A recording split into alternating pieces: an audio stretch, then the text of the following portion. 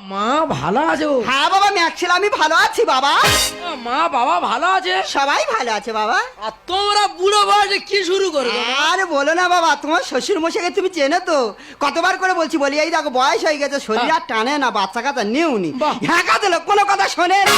ও ভগবান দিচ্ছে আর তোমরা নিয়ে যাও। হ্যাঁ হ্যাঁ মা ফোটার টাইম হয়ে গেছে, ফোটা লাগাও। ও কপালটা একটু আগিয়ে দাও। হ্যাঁ ফোটা লাগাও। জামার কপালে দিলাম ফোঁটা, জামাই আমার 8 কুড়োর বেটা।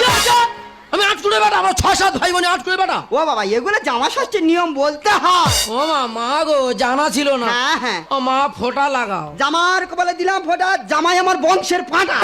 আমি পাটা পুরো ছাগলের ওপর ফেলে দিয়েছো? ও বাবা বংশের বড় জামাই হলে এই নিয়ম কানুন গুলো বলতে হয়। ও জানা ছিল না, জানো মা? হ্যাঁ, ও হ্যাঁ। মা আশীর্বাদ দিলে সেরে নাও। হ্যাঁ হ্যাঁ আশীর্বাদ করি তোর মাথার কাছে, তুই ভিক্ষা করে খাবি মিলন মোড়ে। আমি ভিক্ষা যাবো না, আর্থিক অবস্থা ভালো আছে, আমি ভিক্ষা করতে যাবো কেন? ও বাবা ভিখারি ছোট লোক না, ভিখারি সব থেকে ধনী লোক। মা ভালো